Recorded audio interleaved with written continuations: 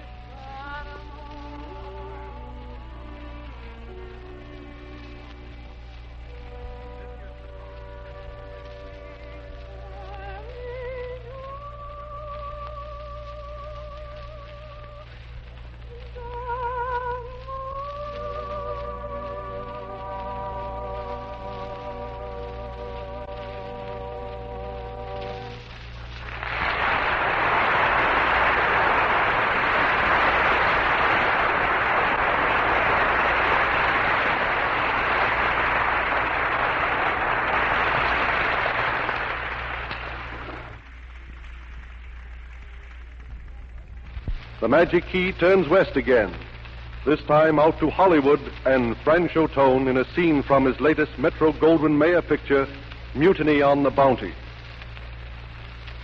Mutiny on the Bounty. Into those 4 words is compressed one of the most exciting stories in the history of the British Navy, retold in Metro-Goldwyn-Mayer's magnificent motion picture, Mutiny on the Bounty, a page or 2 of which we show you now. In 1787, a gallant little vessel, the Bounty, set out on a voyage of exploration and discovery for the dark, unknown waters of the great South Sea. Its commander, William Bligh, was a stern and righteous man and ruled his ship with a rod of iron. Nearing the almost legendary island of Tahiti, the Bounty sails a tropic sea, silver in the moonlight. The stars are close and golden against the sky. Roger Byam, midshipman, played by Franchot Tone, comes on deck to find the ship's lieutenant, Fletcher Christian, standing at the rail.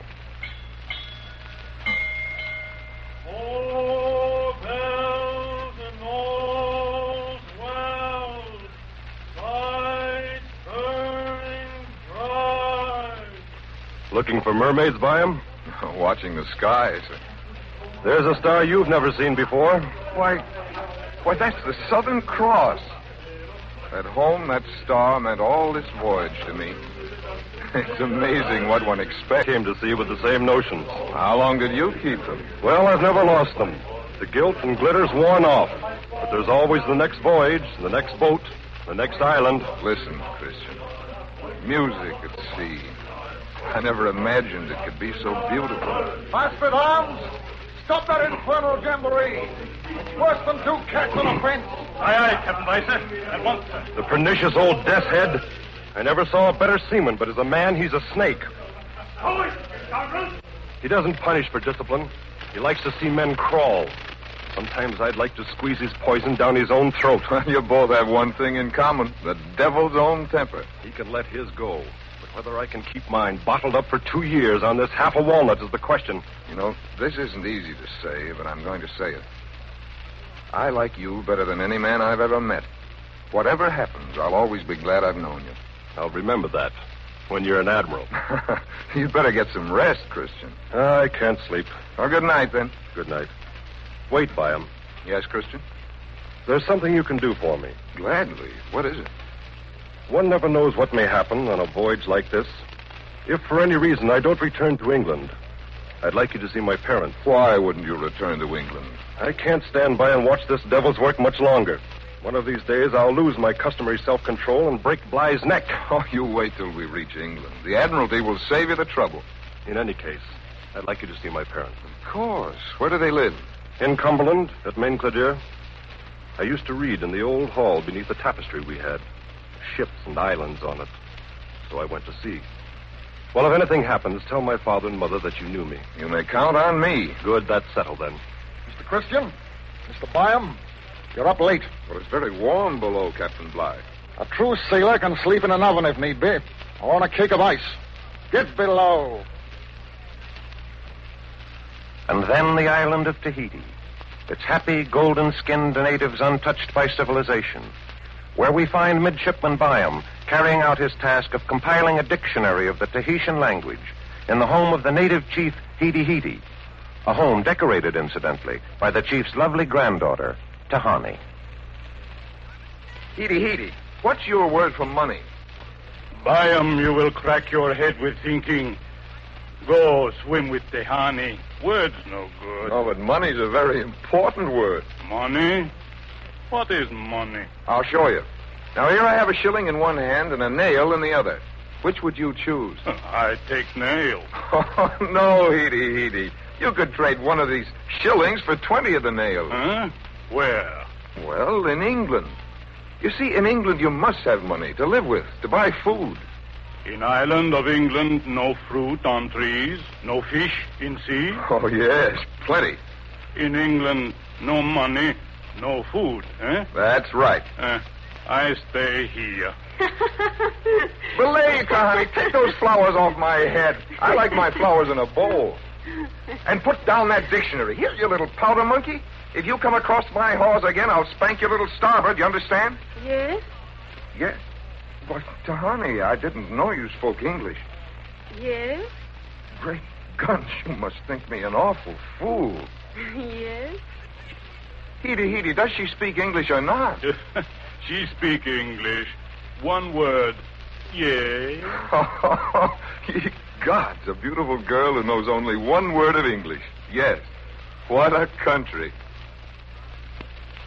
But soon paradise is astern, and driven by hunger and the cruelty of Bligh, the half-starved crew mutinied.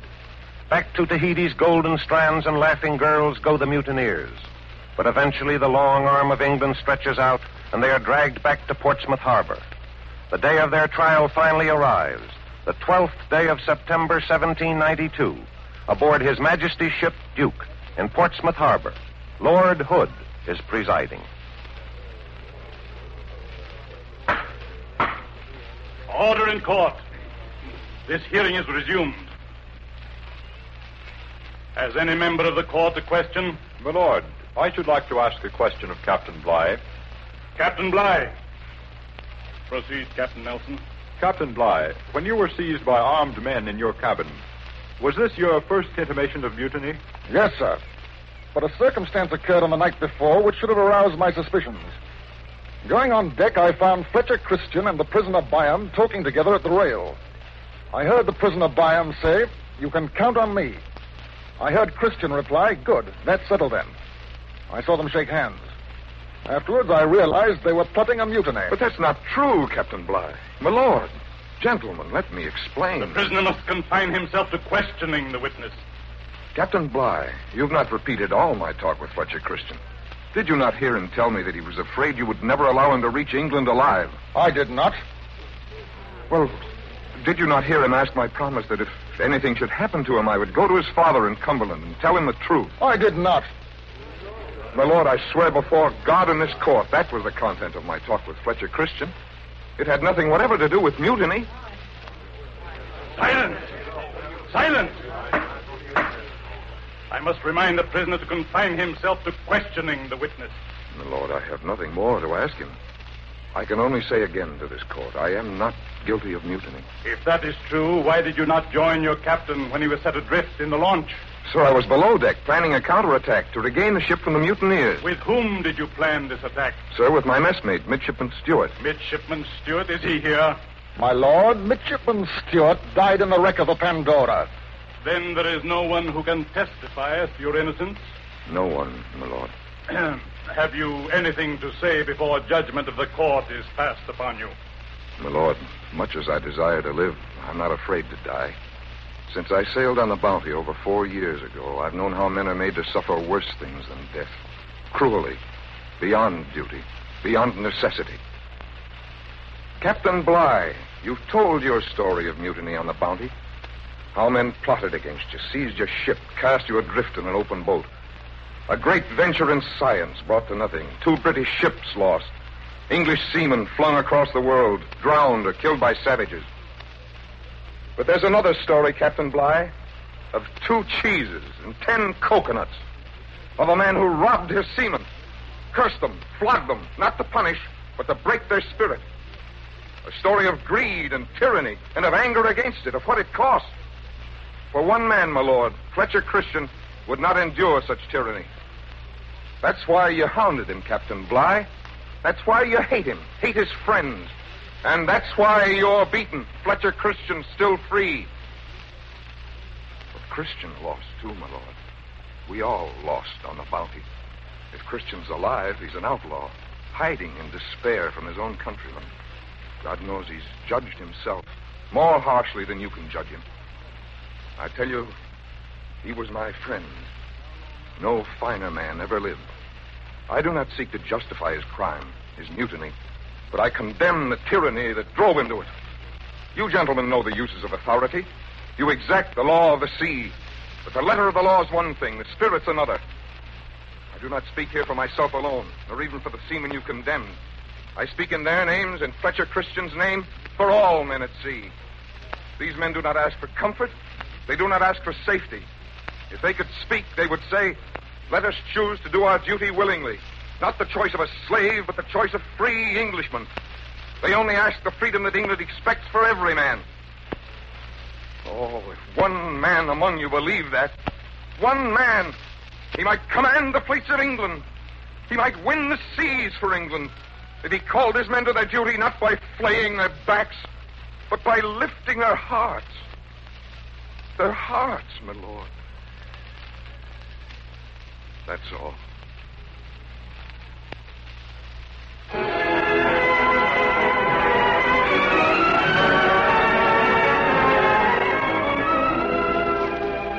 The Magic Key of RCA brings us back from Hollywood, where Franchot Tone appeared in a dramatic scene from Mutiny on the Bounty.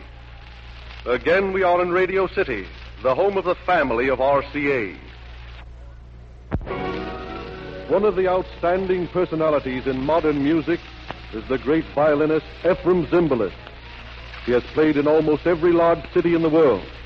He has established himself as a distinguished composer, and yet he remains the same unassuming, extremely modest artist that he was when he first played in America 24 years ago.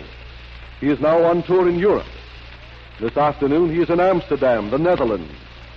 The Magic Key of RCA turns across the Atlantic to Efrem Zimbalist in Amsterdam. Hello, America.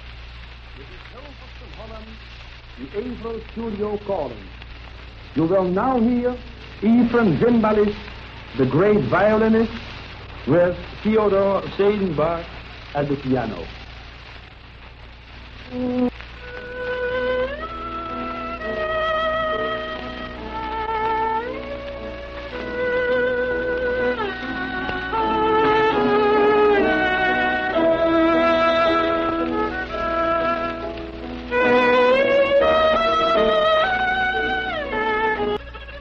The key of RCA again turns to the thrilling soprano voice of Suzanne Fisher, the new Metropolitan Opera star. This time she sings a recitative and gavotte from the opera Manon.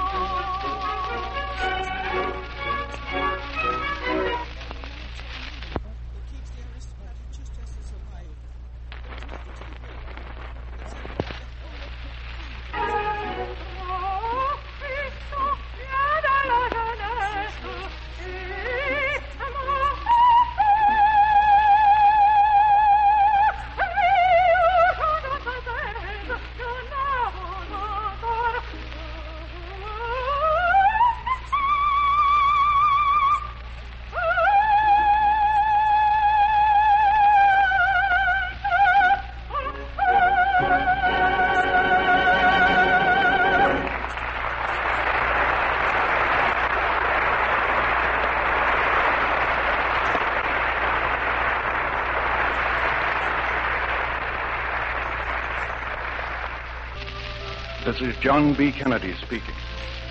At 11 o'clock on a gray, foggy morning 17 years ago tomorrow, trumpets blew through Armageddon. The order, cease firing, that halted battle between the greatest armed forces the world has ever known. The armistice had been signed. International hate died at that moment. The world was instantly spiritualized by a hope and belief that it would never happen again, and that some system of arbitration would be evolved to replace war. The World War had reached its climax. The turning point came at Chateau-Thierry and Bellewood and Soissons. There, when the Allies were exhausted by the hammering of nearly 4 years, when the Grand Army of France had been pushed back to within 40 miles of Paris, when the Allied cause was shaken and almost shattered, the valiant youth of America arrived. Not far from Chateau Thierry, where a stone bridge crossed the Marne and joined the road to Paris, there ensued a 20-day savage battle, a fury of fighting that stopped the drive on Paris. The American Marines made their counteroffensive in and through the Belleau Wood. This action was under the command of a soldier with whose fame you are familiar and whom I am about to introduce. His success at these crucial points in place and time in the war brought him to the command of the fighting 2nd Division of the AEF. Not long after the armistice, Marshal Ferdinand Foch, victorious generalissimo of the Allied and American armies, stood at that bridge of Chateau Thierry. He spoke to a group of us, this sturdy old soldier with the bandy figure, the ferocious mustache, and the twinkling glance. As he spoke, he mentioned 2 American names, praised their resolution and their courage. The 2 names he mentioned were those of General John J. Pershing, Commander-in-Chief of the AEF, and Major General James G. Harbord, Commander of the 2nd Division. Not only did these 2 men serve their country as soldiers, but both have carried on in public service, and both have contributed, through their writing, to the rich records of American history. General Pershing is now on his way back to America from a visit to the battlefields of France. General Harbord is here with us this afternoon. It is my honor to present General Harbord.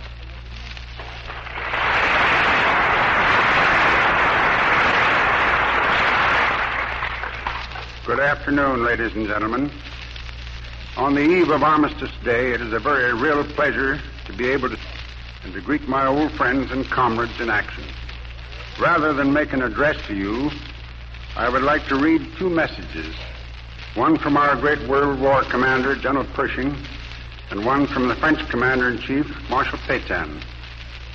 From Marshal Pétain, who was the greatest living military figure in France and held in affectionate remembrance by every man who served over there, I have received a radiogram within the hour in which he asked me to transmit his affectionate devotion to the veterans of the American Army. I'm sure that millions of Americans are glad to join an affectionate greeting to the Marshal on this eve of Armistice Day.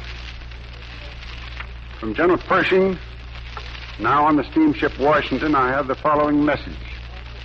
Will you please express my most cordial respects to the people of the United States? They, in their patriotic loyalty, inspired the devotion and relentless determination of our men and provided the means with which our armies were able to meet the crisis of a world conflict and emerge victorious. I want to give my warmest greetings and good wishes to my comrades of the World War. On this anniversary of the signing of the armistice, my memory is filled with the many occasions when their indomitable courage and unhesitating sacrifice brought honor to the American Expeditionary Forces and the Allied cause. I have just visited the plains of northern France with their thousands of well-kept white crosses. And while I plead against complacent optimism in international affairs, as unavoidable war may come when least expected, I believe it is our responsibility and the responsibility of our educators to train our youth for peace by developing in them the spirit of sportsmanship and goodwill toward the people of all lands. Observation of Armistice Day recalls the tremendous cost of life that we have paid for peace. It is my fondest hope that such a war will never happen again, and that understanding among nations may make permanent the peace and security so dearly won. Signed, John J. Pershing. America salutes you, General Pershing, and I may extend to you the heartfelt greetings of the nation you have served so faithfully, a nation that will forever remember your service in its hour of need. Thank you, Jeff.